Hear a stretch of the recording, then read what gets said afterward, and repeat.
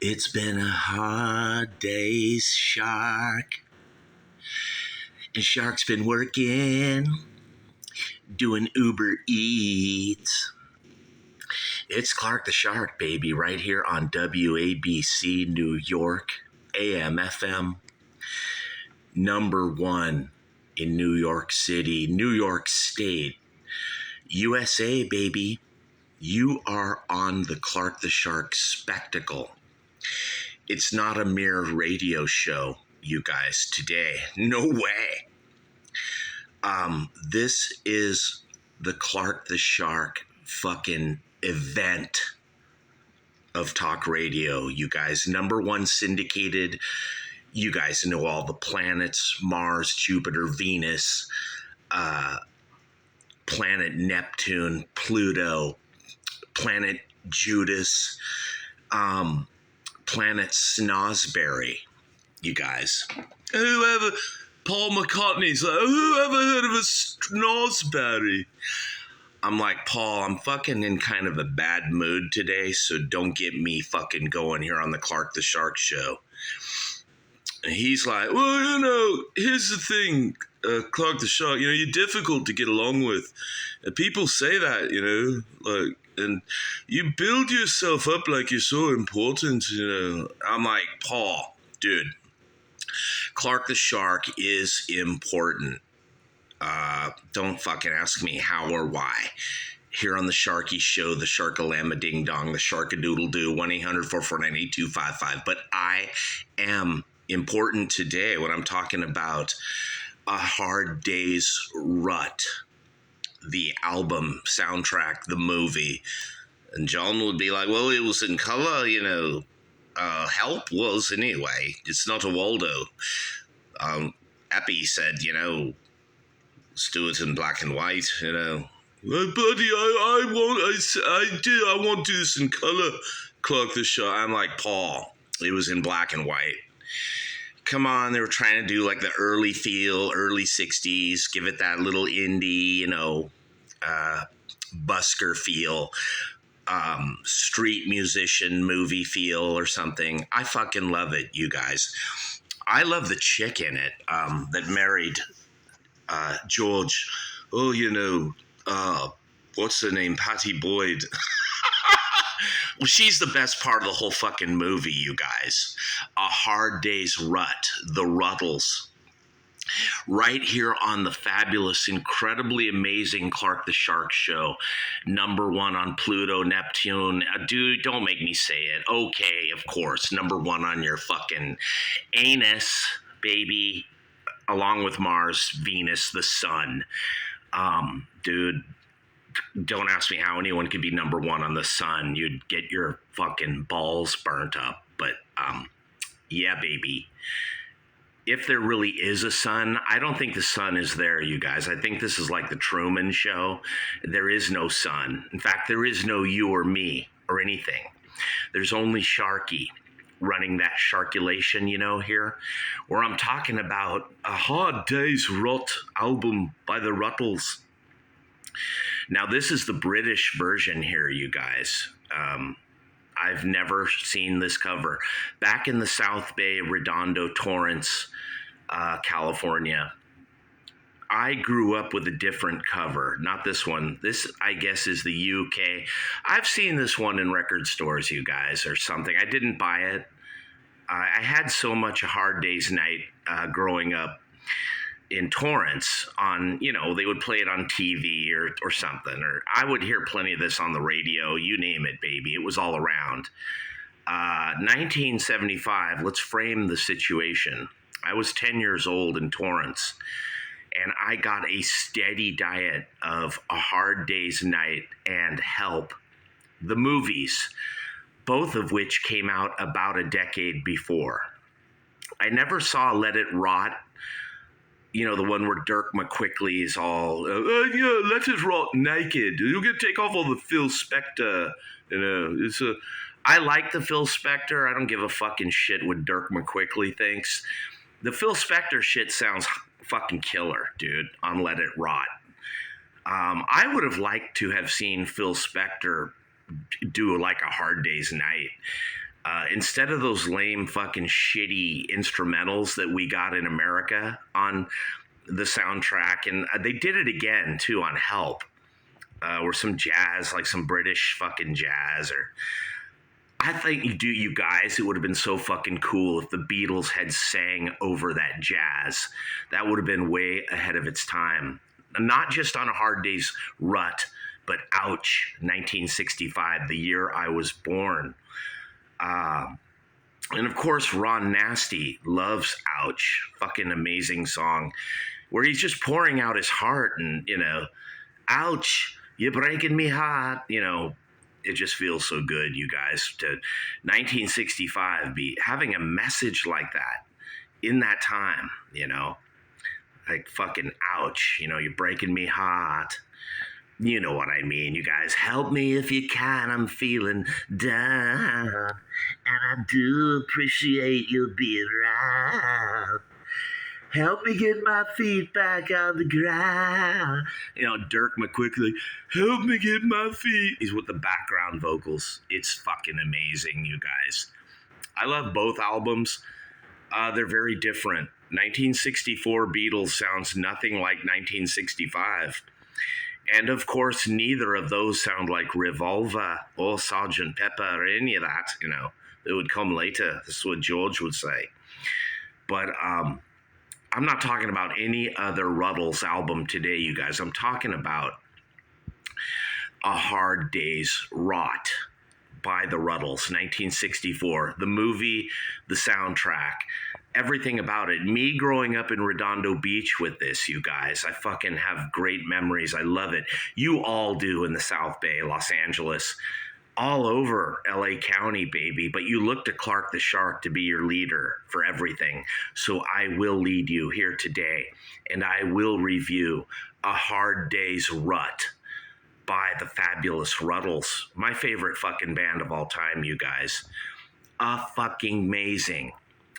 Now you guys know I like all that 66 garage, you know, Van Morrison and all that shit. That was a rebellion against the RUTLES, you guys, in many ways, on many levels.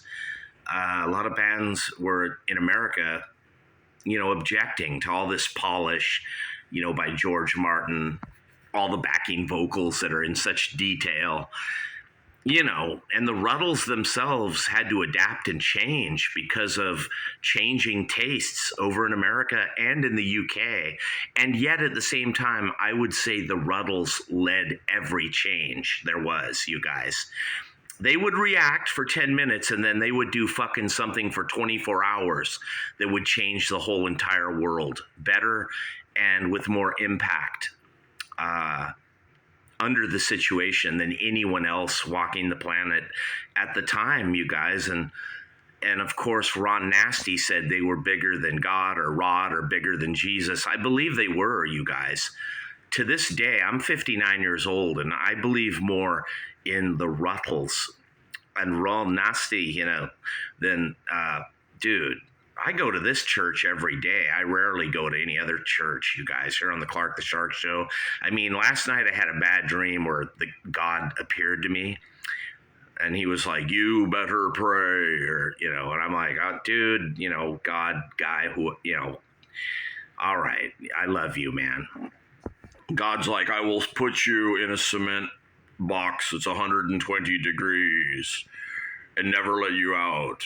And I'm like, wow, you love me. You put me in a fucking cement box. That's great, you know.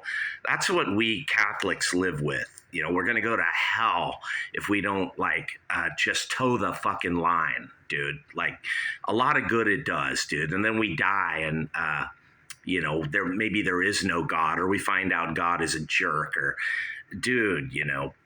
Everyone's a fucking jerk, even the RUTLES, you guys. Ron Nasty, Dirk, of course. Stig, you know, I'm pissed at him for getting with Patty Boyd. And then Eric Douchebag, of course, steals Patty Boyd from Stig. And of course, Lars Ulrich, the worst fucking drummer on the planet, gets into the band here, takes over from Pete Best, who was a good guy. Maybe not the greatest drummer, but he was good enough on drums, you know. And Dirk McQuickley is still angry at me over that, that interview we did when I was at Detroit WCMY. He comes on the show periodically just to, hold on, dude. You guys, we got him live right here. Dirk McQuickley, everyone, here on the Clark the Show. Hey, Clark the Show, you need to chill out, man, with your fucking attitude, Dirk, what's wrong, my friend? I'm here. I'm reviewing your album, A Hard Day's Rut, one of my favorite albums by the RUTLES. Like, well, here's the thing about Pete Best is a lousy drummer, and I'm like, Paul, Pete and his mom managed you, though. They managed the band, Dirk, Paul, whatever the fuck your name is. Here's the thing, Clark the Shock. Listen now. Pete was a lousy drummer, and Lars was a powerhouse. I'm like, yeah, Dirk. Lars was a fucking real powerhouse back there. He's fucking Neil Peart, dude. He's fucking amazing, dude. He's like Gil fucking Moore from Triumph back there, bro. Or like Ginger Baker, Gene Krupa, or Buddy Rich, or some shit. He's fucking Keith Moon, isn't he, Dirk? Well, we didn't. Our music, here's the thing. It didn't require Keith Moon. It didn't require all that. We're like, kind of like you, Clark the Shock. You're just a boring, run-of-the-mill blues, blues drummer. Like, oh, okay, here we go. Okay, dude, Paul. Dirk, I'm run-of-the-mill. At least you're gonna say like you said about Mick, dude, you're kind of fucking right about Mick, because that new Stones album, Hackney Fucking Retards, is a piece of shit. But I'm on the album, Clark the Shock, and I object, and I take, I'm taken aback by your attitude sometimes. And I'm like, dude, I'm not gonna sit here and fucking say Hackney Dumbass is a good album. That fucking album sucks. And Eddie, dude, Eddie nailed that shit, He nailed that shit on WABC, same as me, baby. I get you guys, I get that you're sour grapes, you never made it in music. You play blues, or, the best you can do is be a second-rate drummer. Like the Hermosa Saloon or whatever. Dirk, dude. Oh, we want to go down that rabbit hole, dude. Okay, here we go, dude. We'll fucking. You want to go there, Dirk? We'll fucking go there, dude. I mean, I'm just saying, Here's the thing, We hired Lars, and we felt he was the right drummer in the moment. Pete? Well, dude, fucking think about Pete. Pete got all the girls, and you and Ron were plenty good enough, good-looking guys. I don't know why you're fucking feeling insecure about Pete fucking Best, dude. I mean, why the fuck you fire Pete Best and hire Lars Ulrich? I mean, that's the worst fucking move in the history of rock and roll. What is that shit? Okay, I see that we're getting testy, you and me, on the air. Here's the thing. I felt, and Ron felt, we both felt that Pete, he was a lousy drummer, and Lars is a powerhouse back there, He absolutely... dude, don't fucking give me that powerhouse shit about Lars fucking Ulrich. The fucking guy can't drum. He's a second-rate fucking... first of all, dude, fucking guy is a closet Jew. He won't even fucking come out and admit it, he's like, well, Clark the Shock, they had, if anyone wanted to just pop me off, we had security, I'm like, dude. You guys would do anything back in the 60s to make controversy, Dirk, saying you're bigger than God or Jesus, and then you backed it up, when Ron said that. Well, it was true. It was a fact, in the moment, at the time, under the circumstances, Clark the Shock, we were bigger than Rod. That's all. He said we were bigger than Rod. He did not say we're bloody bigger than God. I'm like, dude, You're not even fucking bigger than Lars. 1-800-449-8255. WABC Radio here, Clark the Shark Show. And me and Dirk McQuickley, we're having a little have at it today, you guys. And I'm feeling testy, I admit it. I'm feeling a little spicy here on the Clark the Shark Show. Dude, he's still upset about that interview at WCMY. I had to cut his microphone, you guys. I'm going to do the talking now here, and I'm going to try to review his album. And let me back on. I want to talk to Clark the Shark here. Listen, you're a run-of-the-mill, third-rate, blues cover. This is who you are, mate. When we break it down, you're a blues drummer, And here, cut his microphone. This is Dirk McQuickley, biggest musician in the world.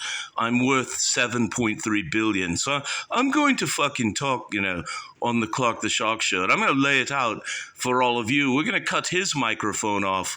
He's a third, fourth-rate drummer, in Los Angeles. And run-of-the-mill, standard issue, laissez-faire musician at best. And he's knocking me because we fired a guy called Pete Best and his mum, who managed the band for a couple of years, I'll admit it, back in the early 60s, and he's all hung up on that, he won't let it die. He lives like this forever, And I said, Pete was a third-rate drummer, he was a lousy drummer. And I'm going to speak me piece here. I'm not going to let Clark the Shark come on the air, come on the radio, and say things about me, disparaging me career in music. Here, let me back on, you guys. I'm fucking back on the air here. I want to talk to Dirk McQuickley. Dude, first of all, your solo career is a fucking piece of shit, Dirk. You got like 10% good songs. Don't fucking take over the microphone here at 1-800-449-8255 right here on the Clark the Shark Show. Don't fucking, dude, you can say that shit about Mick and the Stones. Dude, I think, I'm going to lay it on the line here about Dirk. You calling Mick a third or second rate bar blues, like a blues band, dude. I mean, who knows? That band went on, dude, and I'm just going to say it, bro. I think the Stones are better than the Beatles. I'm going to lay it on. I'm going to fucking lay it on the line right here for Dirk. 1-800-449-8255. You guys never had sympathy for the fucking devil, dude. You guys, Helter Skelter is fucking awesome. But you guys never had a Let It Bleed. You had Jones likely had Let It Bleed, though. Oh, he's copying us. They weren't fucking copying you, Dirk. You were fucking trying to get cred and copy them and get heavy to be like them, if anything. 1-800-449-8255 on the Clark the Shark Show. We're getting somewhere now here on WABC Radio New York. I'm not going to fucking take insults from Dirk McQuickley. I'm not going to. Dude, I have my opinion. I have my feelings on the issue. They fired Pete fucking Best. They didn't just fire Pete Best. They fired him and his mother, his mom, who they managed the RUTLES for 2 years. They managed your fucking band, dude. That's what I take offense to. Pete was your manager. He wasn't just your fucking drummer, bro. Dude, I don't like that. And then they hire Lars, the worst fucking drummer in England. Dude, you could have gotten Keith Moon. You guys could have gotten anybody, but you hire Lars Ulrich, the fucking guy with the big nose back there. That guy? You replaced Pete Best with that fucking guy? 1-800-449-8255, the Clark the Shark Show. I'm getting really perturbed here now, you guys. Very angry. Dirk had to cut his microphone. That's it. I'm not going to. He can say what he wants, dude. His solo career is a piece of shit. Dude, fuck. I want to talk about great music, though, right now. A Hard Day's Rut, featuring Dirk, who really is run-of-the-mill. Let's be honest here, dude. Eleanor Rigby and Let It Be is fucking it from Dirk. I mean, I'm not going to sugarcoat it. Dude, the Casbah Club, Dirk, who fucking ran the Casbah? That was Pete and his mom. Dude, what, did Lars Ulrich run the fucking Casbah? Dude, you guys played 2 years in the Casbah. That's why you are the RUTLES, Dirk. You played 2 years with Pete Best's mom and the club in her house or whatever, where Pete and his mom managed the RUTLES. Oh, you forgot, Dirk. Yeah. I don't like that, dude. I don't like the disloyalty thing. I see it happen in the South Bay. I see it happen around LA. I see it happen and it gets me angry. I don't like, if someone in a family don't like someone, I don't give a fuck about blood or family, dude. You back the truth here on the Clark the Shark show. If somebody don't like me, Clark the Shark, it's usually for a dumb reason, because I'm not all like this in reality, you guys. I'm usually just a nice guy. I might even be run of the mill, like Dirk McQuickly says, boring, laissez-faire, standard issue, nice guy. I'm not the guy that you get a fucking restraining order on and then call here like everything's okay. Don't fucking call me, any of you, if you got a restraining order on me and you all back it. Oh, and you all laugh about it up there, don't you, in Gardena? Oh, you guys think you're cute and clever. Maybe the good Lord above will get a restraining order on you too, or maybe you'll get in a car wreck or something, or you'll catch COVID, or you might end up dead in a greenhouse with a shotgun across your chest. Blake, 1-800-449-8255, the Clark the Shark show. I'm not talking about douchebags and all that fucking shit. Fuck that. I'm talking about a hard day's rut by the RUTLES. And this is not a boring run-of-the-mill cover album at all, you guys. This is good shit here. This is great shit from my childhood. Redondo Beach, Torrance, riding a Strand Cruiser along the beach, And sometimes I wonder, what would this have sounded like with Pete Best in the band instead of Lars Ulrich? I mean, you guys out there that think you know drumming, dude, don't fucking... I'm Clark the Shark from GE, from the South Bay, Redondo, dude, Hermosa Saloon. Check with Clark the Shark before you call anyone good or bad drummer. And first fucking let me run your mind for 5 minutes, and then you make your decision. I'll fucking give it to you. I know drumming, and I know they could have just replaced Pete Best in the studio. Yeah, that's what George Martin said he wanted to do, you guys. Right here on the Clark the Shark show from the fabulous golden EIB Sharkerphone. It's not a microphone, baby. It's a Sharkerphone, because it was given to me by Dirk McQuickly of the RUTLES just now. I just kicked him off the fucking show. Fuck Dirk. I don't want him on my show anymore. Dude, he isn't even worth it. His career... he breaks up the RUTLES, Let It Rot, so he could put out the self-titled piece of shit demo tapes called McQuickly. That album fucking sucks. 1970, I reviewed it. Don't get me started, dude. I'll fucking review it again right now. Compared to the Rolling Stones Hackney bullshit, dude, I'll take Hackney douchebag over McQuickly 1970 any fucking day. 1-800-449-8255, and that's not saying much, but that's saying a fucking lot, Dirk. I mean, dude, they get rid of Pete Best, dude. You guys wrecked his fucking life, dude. It's one thing to fire a guy out of the greatest band in the world, but then you come and humiliate the guy later and say all this shit about the guy in the press. I mean, and then, Ron says, we're bigger than God, we're bigger than Rod.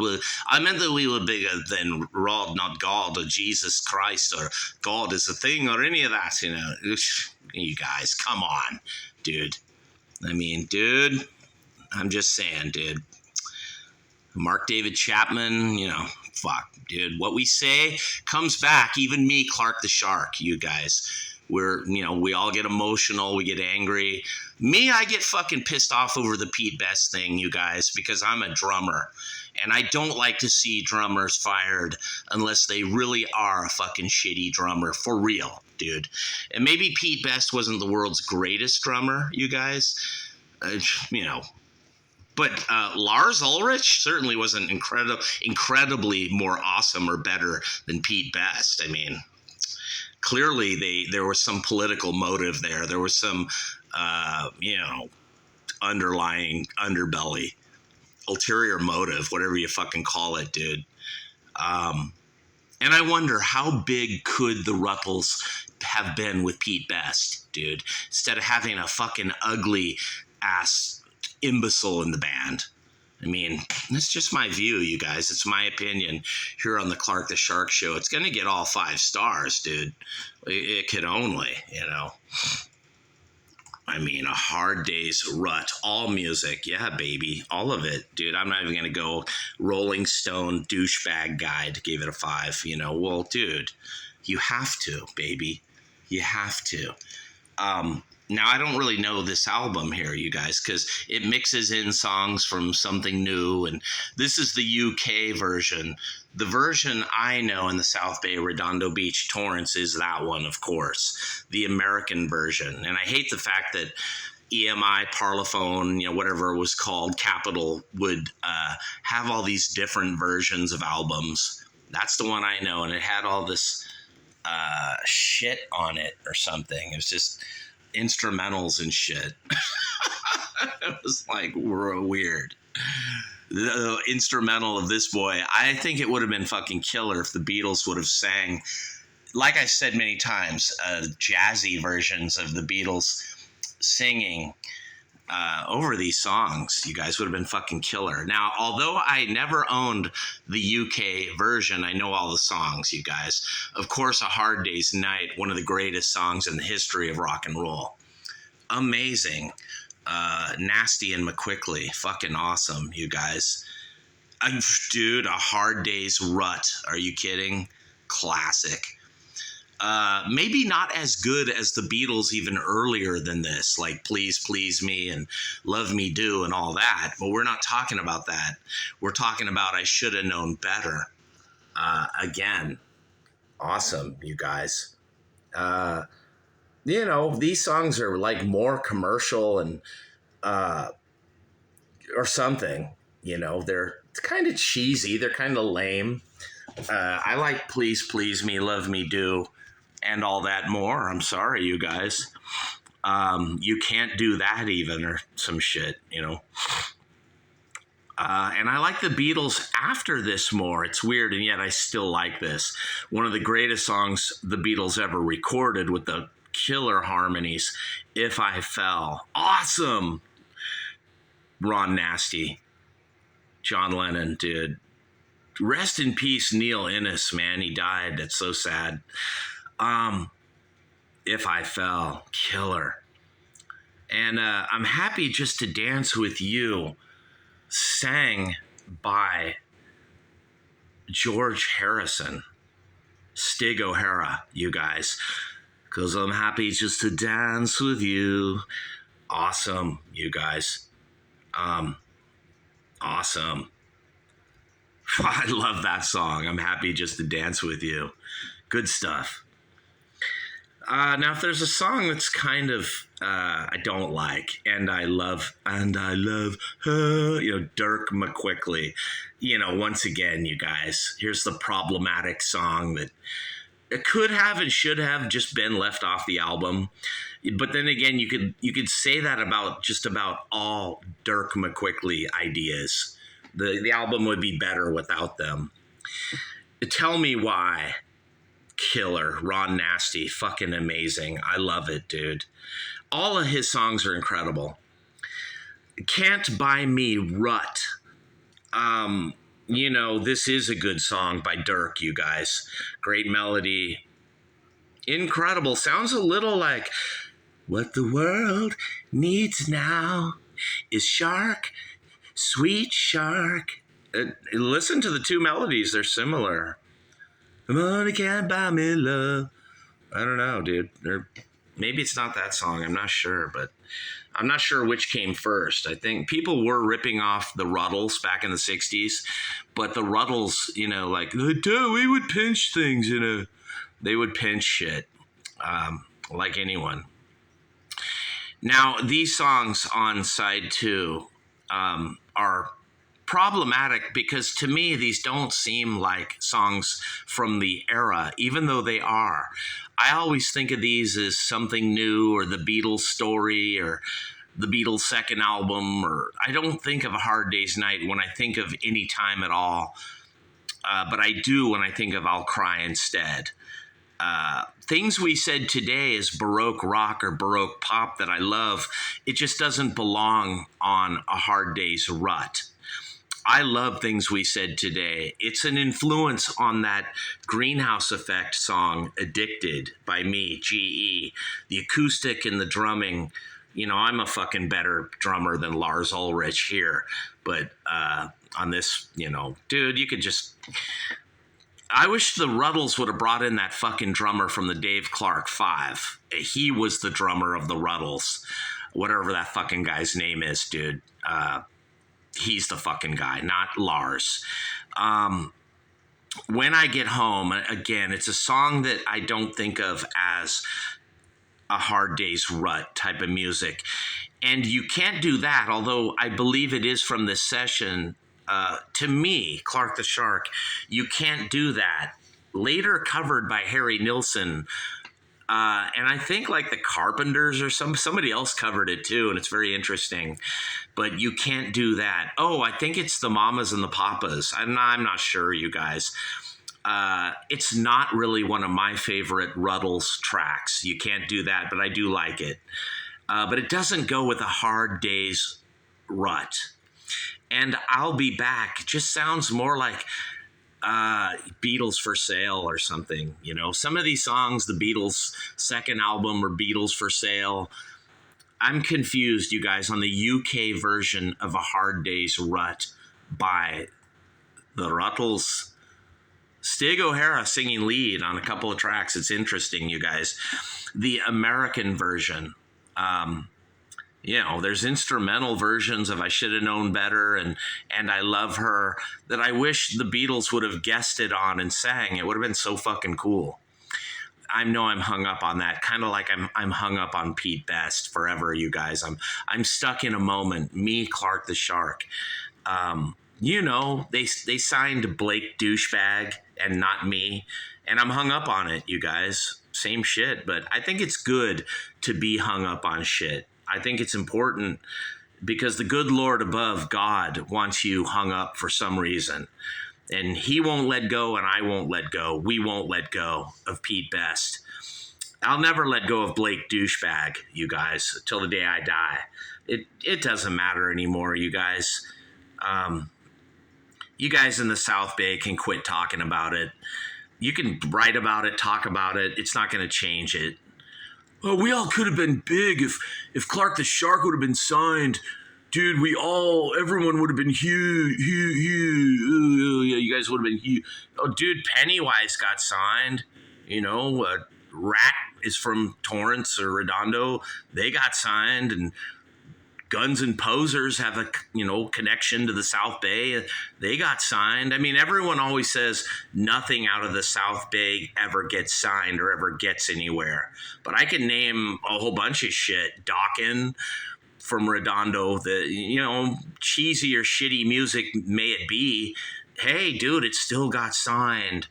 But a lot of people in the South Bay are like, if Clark the Shark, dude, if only that genius, Clark the Shark, he's so amazing. If he would have got signed, then we all would have got signed. And I wouldn't be an Uber driver like Clark the Shark.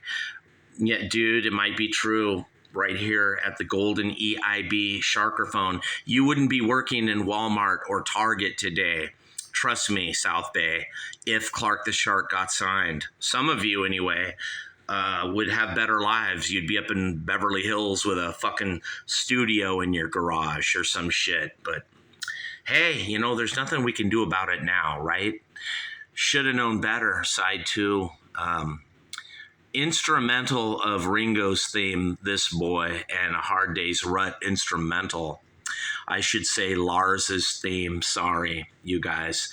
All great songs. I like the RUTLES before this more and after this, but there's something about the commercial energy, like sexual RUTLES, like the we just want the girls, we want girls, we want, we just, it's just something about this energy here, Patty Boyd.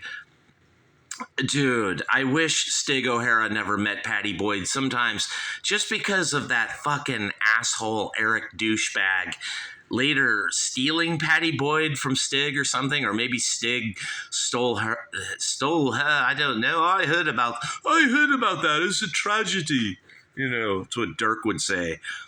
But you guys, this album is amazing, and I want you all to buy it at Amazon, iTunes, Spotify. I'm being perfectly fucking serious here. A Hard Day's Rut by the fabulous RUTLES. Rest in peace, Neil Innes. What a fucking genius, man. I could almost cry, get emotional thinking of Neil Innes and the RUTLES. I know that Eric Idle and they're talking about something in the works, but without Neil, you guys, I think that project is over. But oh, dude, Neil was great, dude. Ron Nasty, and who's the other guy? Like Ravi Fattar or whatever. Fattar, that guy is talented. Barry Wham, talented. God bless Eric Idle for bringing us A Hard Day's Rut, the RUTLES. And God bless all four of these fucking guys here. Dirk, Stig, Ron. And of course, dude, number one of all, the drummer, Lars Ulrich, the worst fucking drummer in history. But it was meant to be, you guys. The good Lord did this for better, for worse, for richer or poorer. It happened in 1963, 64. Before I, Clark the Shark, was here, there was a revolution that hit planet Earth. And it was the first three albums, but really this one exploded with impact across the country. The movie, the album, the soundtrack. This was it, where rock and roll was really like maybe reborn or born. I don't know, you guys, but it was fucking incredible. I I saw her standing there and I Want to Hold Your Hand and Please Please Me, Love Me Do. Those are totally different from the other two. But then this happened, you guys. And then after this, Rubber Soul, dude, before that, Help. But the most incredible album might be RUTLES for Sale, 1964, with Every Little Thing and all that fucking killer shit. I reviewed that already, you guys. Amazing. And of course, they'd go on to do RUT Vulva, Semi-Automatic, 1966, and which would be a totally different album from all the cultural and impactful music. Coming out of America in 1966, coming out of American garages, the Standells, the Haunted, the Count Five, the Music Machine, and other shit too. Frank Zappa, Freak Out, and what a magical time, you guys, the 1960s. The Who, dude, the first three amazing albums. Dude, The Who sings My Generation, a quick one, and The Who Sell Out. These times are gone forever, and they will never be again, you guys. They really were bigger than God. The RUTLES. Bigger than Rod. Sorry, God. No one's bigger than you. No one's bigger than Jesus. No one. Not even me, Clark the Shark. He could beat me in any argument because he made me. It's not a sharkulation, you guys. I don't run everything. Dirk McQuickley, he's not the worst guy in the world. I'm not wild about the Pete Best thing forever, you guys. I'm stuck on it. But whatever happened. It was meant to be. It was meant to be by God, you know. It bloody was. It was, you guys. A Hard Day's Rut, the RUTLES. Buy it at iTunes, Amazon, Spotify. If you're only 20 years old and you were born in 2004, 3 years after those terrorists flew those jets into the World Trade Center in New York. Coming from me, Clark the Shark, right here on WABC Radio New York, I want you, 20-year-old indie kid that listens to fucking hip hop or rave or rap or Modest Mouse or some shit. Who knows? Maybe you even listen to Blake Douchebag and Green Day. Fuck all that. Don't listen to that anymore. You're going to listen to the RUTLES, A Hard Day's RUT. And you tell them you heard it from Clark the Shark, baby. And I'm out of here, people. Peace.